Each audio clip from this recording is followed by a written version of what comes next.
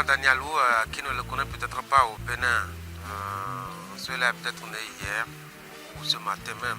Vous savez, c'est l'artiste chanteur, musicien qui a traversé plusieurs générations. Il a commencé à chanter, ça fait pratiquement près de 50 ans maintenant, et ses morceaux sont restés, en tout cas pour la plupart, restés éternels. Je ne vais pas les rappeler ici parce qu'il a un vaste répertoire. Je pense fondamentalement qu'il fait partie des icônes, des rares icônes que le Bénin ait connu, en tout cas dans ce domaine-là. C'est ce que je peux dire de façon globale. C'est un monument indescriptible à la limite, qu'on ne peut pas présenter, qu'on ne peut pas chercher justement à présenter. Parce que le talent, il est énorme, il est profond, il est tout le temps travaillé et il est tout le temps constant. Dire sincèrement que Sabourin Danialou, moi je trouve en lui que c'est un génie de la chanson. Et c'est quelqu'un que moi j'admire tout personnellement. Vraiment, je connais bien Sabourin Danialou, c'est un grand homme, c'est un grand artiste. J'aime beaucoup. Je connais pas mal l'artiste Sabourin Danialou, n'est-ce pas? C'est depuis du coup que j'aimais les chansons de Sabourin, bien qu'il les chante enfant. C'est-à-dire qu'il les chante dans une langue que je ne comprenais pas, mais que j'aimais. Le rythme qu'il utilise, la signification que cela donne, ne serait-ce que la douceur que cela apporte dans les oreilles, ça me faisait plaisir. Déjà, Sabourin Danialou, c'est un papa. Donc, j'écoutais sa musique très jeune déjà. J'ai eu la chance de le connaître vis-à-vis. Et c'est quelqu'un que j'estime beaucoup et je respecte beaucoup. À cause surtout de son message qu'il passe. Il a même passé des messages sur l'esclavage dans sa musique. Je pense qu'il a dit la vérité. Les enfants les plus valides ont été arrachés au continent noir pour alimenter commerce triangulaire. Les enfants les plus valides ont été arrachés au continent noir pour alimenter commerce triangulaire. Vous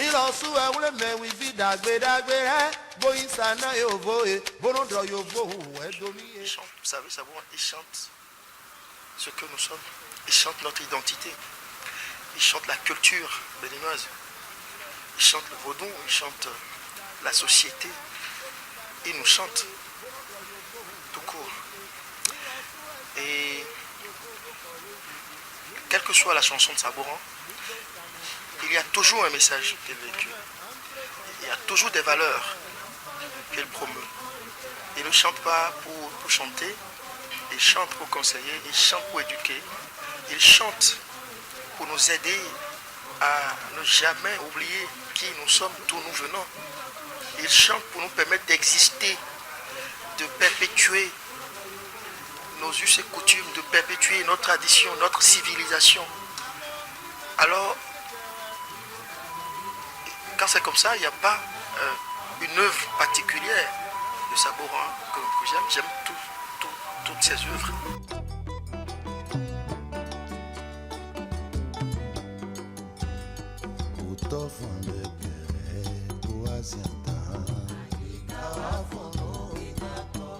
Moi, je pense que Sabourin Danialou est effectivement, comme vous l'avez dit, un monument de la musique moderne, d'inspiration traditionnelle.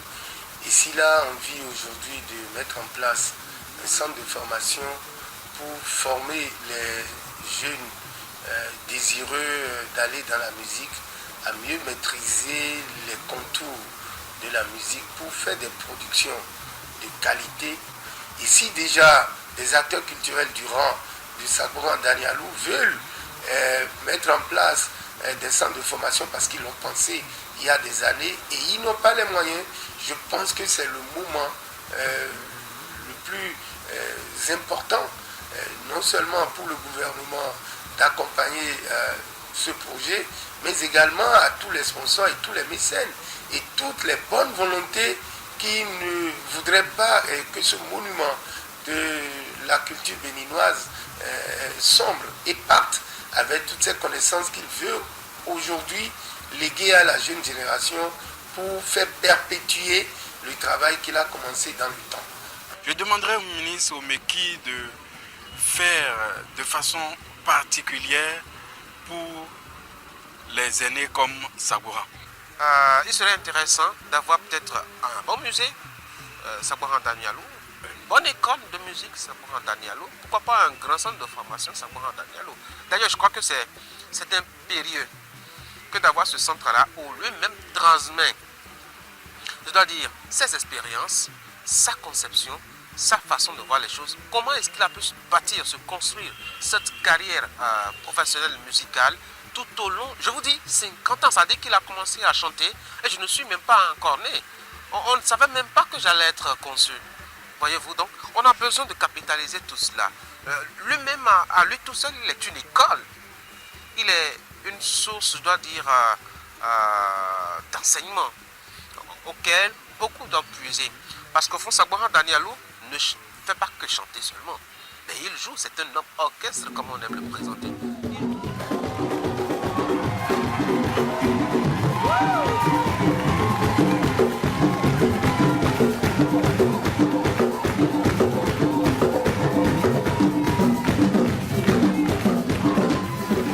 Aider Saboura à concrétiser ce projet, c'est d'abord, c'est vrai, offrir aux jeunes béninois qui veulent chanter, qui veulent faire carrière dans la musique, c'est leur offrir l'opportunité d'être bien formés. Parce que beaucoup s'attendent à la musique aujourd'hui sans véritablement connaître la musique. Les gens ne savent pas que, ouais, il y a des artistes qu'on adore, des artistes internationaux bien évidemment, mais qui ont dû étudier, qui ont dû apprendre la musique avant de commencer à chanter. Ici, n'importe qui, parce qu'on a perdu partout, on n'a pas trouvé de débouché, la musique est devenue plus allée, on devient artiste comme ça sur une tête sans véritablement savoir chanter. Savoir, vous savez, c'est pas pour rien qu'on l'appelle l'homme orchestre. Dieu lui a donné tout, il manipule tous les instruments possibles. Et ce savoir-faire, il pouvait le transmettre aux jeunes à travers ce genre de formation.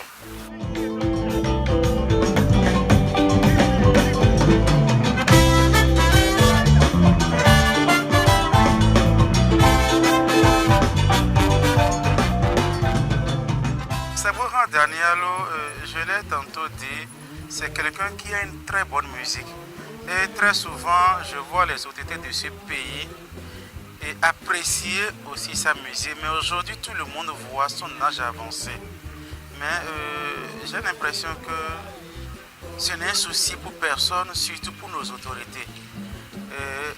Ce que je suggérerais, c'est que nos autorités pensent, tournent un regard d'affectueux envers ces figures d'hommes, pas pour leur bien à eux, mais pour la génération future. Parce que Saboura Danialou, en temps normal, l'État devrait l'accompagner à avoir un centre de musique, de formation, un centre de formation pour pouvoir former la génération montante à quand même aller dans son sens, garder le rythme, parce que c'est quelqu'un qui est à la fois dans la tradition et c'est ce que j'apprécie beaucoup en lui. À dire sa musique, à dire si on peut avoir un centre de formation dénommé Saboura Danialou pour que la jeunesse aille se former là, ça serait très très bien. Et c'est dommage parce que vraiment je vois nos artistes disparaissent mais qui n'ont pas de relève. C'est très dommage pour notre pays. Le projet il est là, il a juste besoin de financement. Vous voyez, les politiques, ils l'ont floué, ils l'ont berné sur ce projet-là. Les gens ont fait des promesses mirobolantes sans jamais passer à l'acte. Alors que s'ils réalisent ce projet, imaginez le nombre de jeunes béninois qui vont en profiter. Ça permet aussi que le label Saboura puisse être perpétué à travers les générations.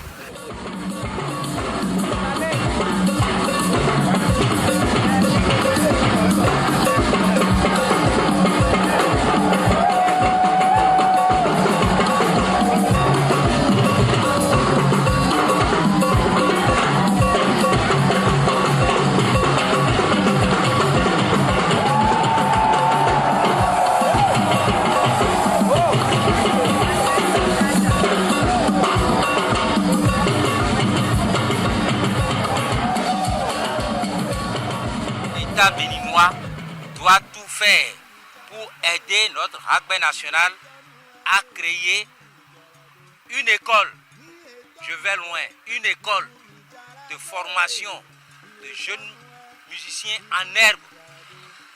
Car nos musiciens sont en train de partir. Si nous ne faisons rien, nous risquons de perdre toutes nos valeurs culturelles. C'est très important.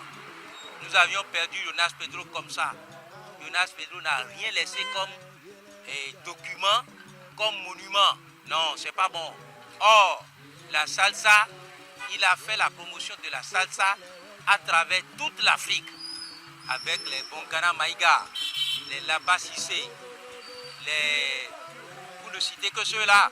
Il faut que les Béninois puissent accompagner cette initiative de rugby national pour lui permettre de donner ce qu'il a à la jeune génération pour que ce monument ne meure pas.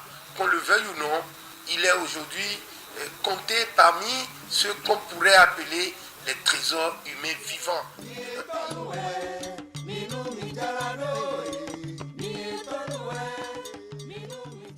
Je me rappelle, au cours de nos sorties culturelles, il nous avait expliqué bien avant même que le président de la République, chef de l'État, chef du gouvernement, le président Patrice Talon, ne soit président, qu'il était lui-même un acteur culturel, parce qu'avec les Sagourans, au collège, il était un guitariste hors pair. Donc c'est l'occasion pour nous de dire à Monsieur le Président que son collègue du collège veut aujourd'hui, au soir de sa vie, donner ce qu'il a à la jeune génération à travers cette école de formation qu'il veut mettre en place et qui suit la même ligne que le programme des classes culturelles que le président de la République a voulu bien donner au Bénin. Je crois que vive la culture, vive la musique, vive le Bénin. Le Bénin culturellement bien en place et bien formé permettra certainement de booster le développement de notre pays.